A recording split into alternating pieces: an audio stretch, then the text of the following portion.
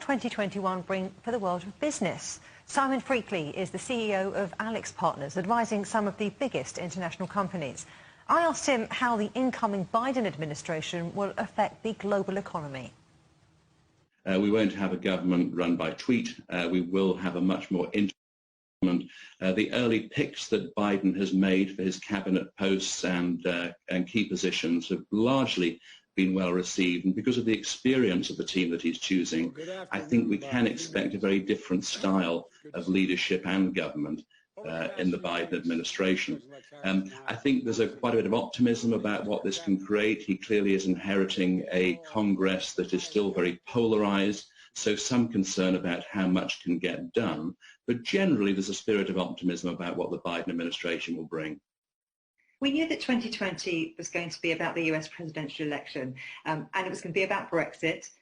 Then it became about COVID, but sustainability was a key business buzzword as we came into this business year. Now, China set itself some ambitious net zero goals, carbon neutrality. Is it bad for business then, if you're not green? Well, I think the blue planet effect, if you like, for want of a better expression, is being much better understood. And so, generally speaking, I think people now understand that this is not just an important problem, this is an urgent problem. And China's declared stance on this, I think, is extremely positive. What it is making, of course, is consumers much more aware of the consequences of their choices. And so you think about the sort of lunge to online sales that's happened during COVID. What that has driven is an extraordinary rise in the need to source packaging. And so packaging, of course, itself has been under the spotlight in terms of sustainability. And I think that consumers, because they're so much better informed, because the connectedness now of the world gives them the information to understand the consequences of their choices, I think the sustainability will be at the key of people's agenda. And just because there's been these profound disruptions, COVID, Brexit, the like, I don't think that's in any way derailed people's determination to still head to a more sustainable world. So where are we going to see that further push for sustainability? Well, I think, for instance, international air traffic is still down over 90%.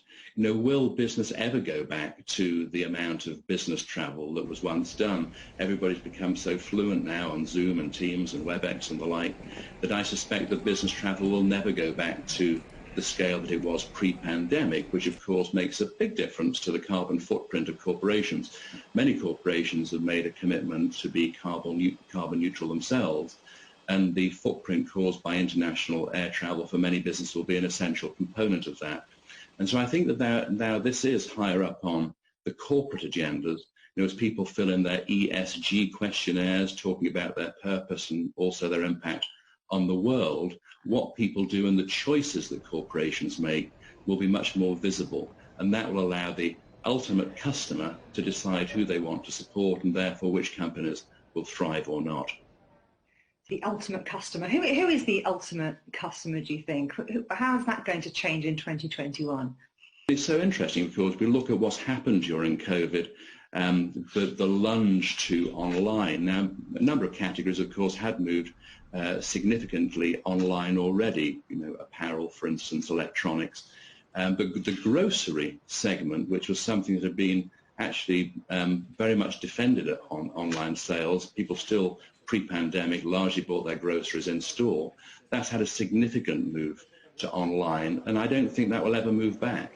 UBS talked about pre-pandemic, talked about the amount of online sales going from about 90% to 75% of total sales by 2025. Well, we hit that goal by April of this year, and so there's been a leap towards online. And of course, the customer, who remains extremely connected through their technology, which, by the way, has been an accelerant of many of these disruptions, now have the access to the knowledge, but also they can curate their own world.